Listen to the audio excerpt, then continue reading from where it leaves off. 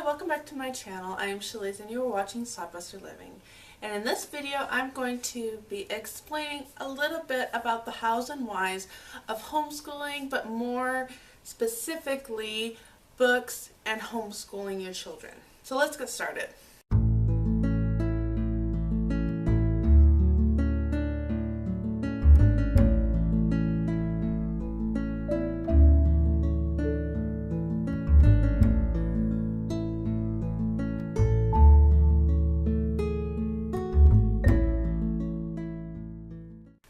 There's so much I really want to say on this topic. I would like to preface this that I did write a blog post a few months back about why books do not train children up. We do, and I encourage you just to take a moment, pause this video, and go read that blog post, and then come back and we'll get back to chit-chatting.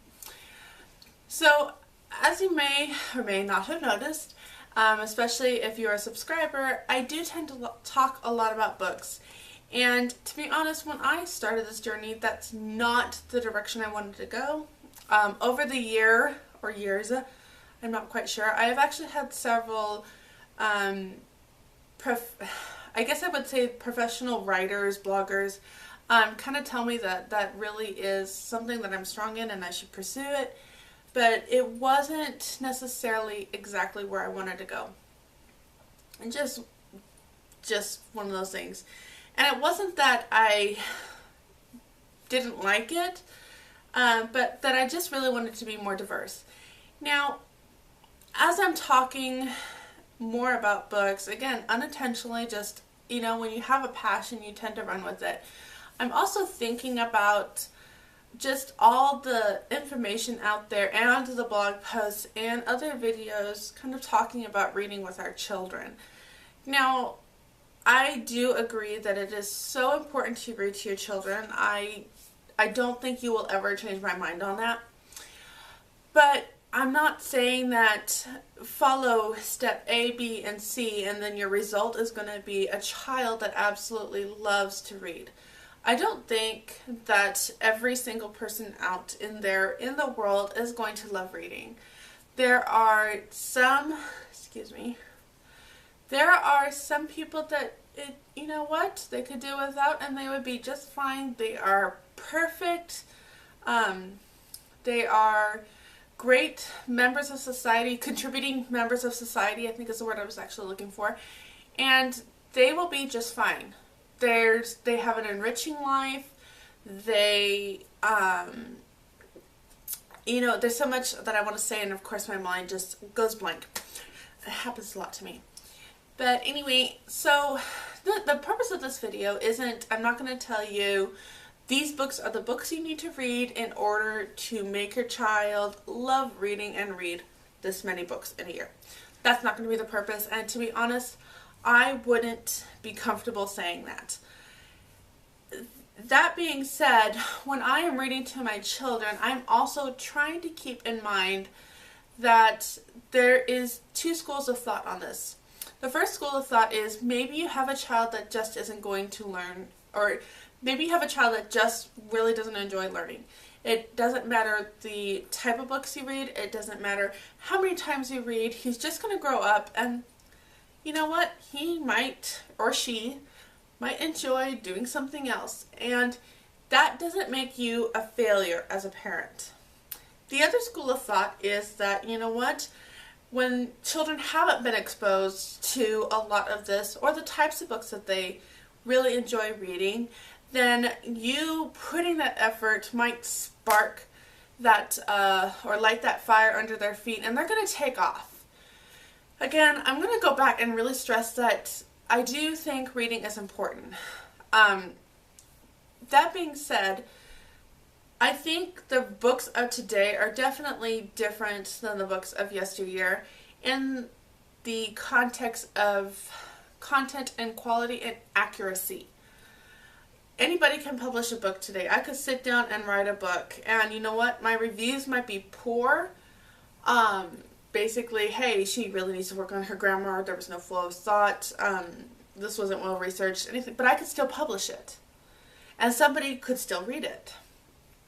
yesteryear, many years ago, many decades ago, well, not even many decades ago, maybe 1 to 2 decades ago, this wasn't even an option. In order to publish a book, you had to go through many steps in a process to get your work published.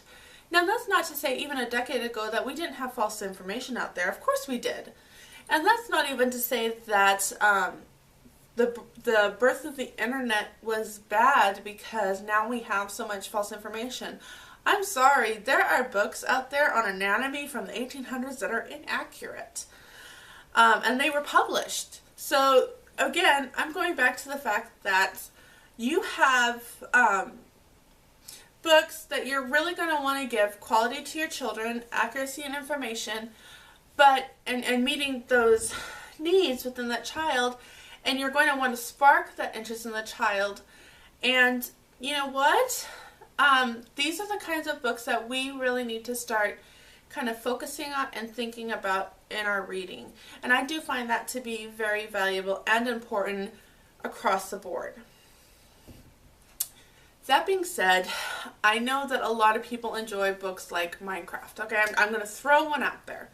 And I don't find that to be completely accurate, but I do know that it has sparked much more research and that there is certain quality in that, and I'm using that term so loosely. I actually don't really enjoy Minecraft.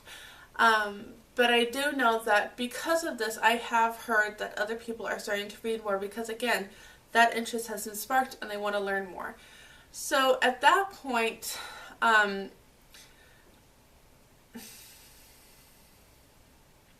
not really sure how to go with it with that topic now, but you've sparked that interest maybe to read more, but the interest is still, his interest is Minecraft. It really isn't reading.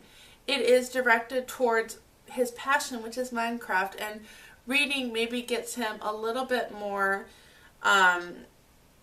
animated in the game.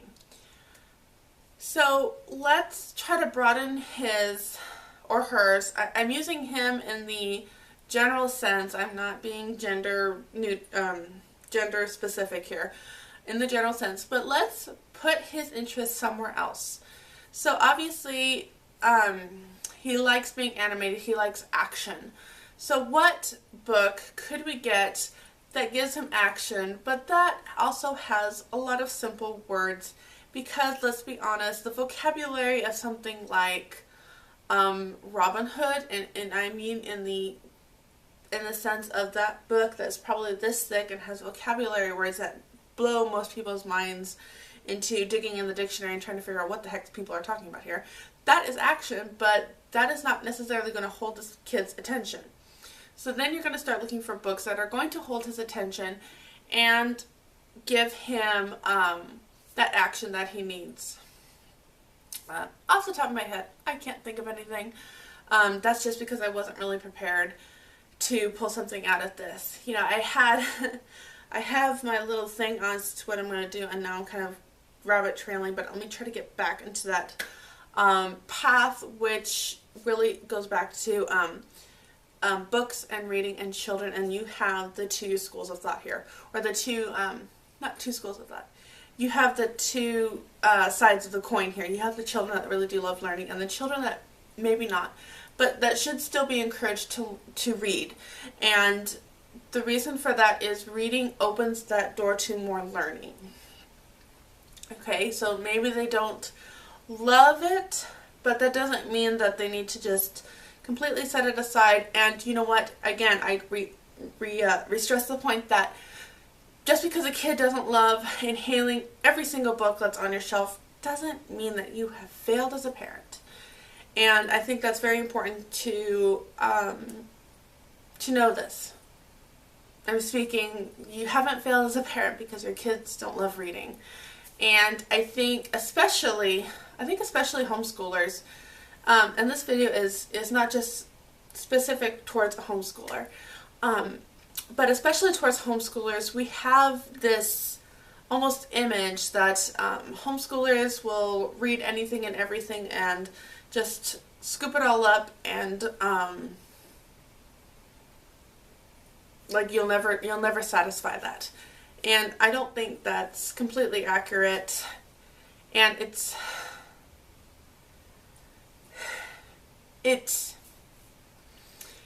hard to talk to a parent that says, okay, well, what are you doing? Because my kid doesn't love reading. But I'm seeing all the stuff that you do with your kids. I'm seeing everything that your kids are checking out and reading. What am I doing wrong with my kid? And I don't know. I'm not sitting there day after day after day, and maybe you're not doing anything wrong. Maybe you have a child that doesn't get his jar filled by reading.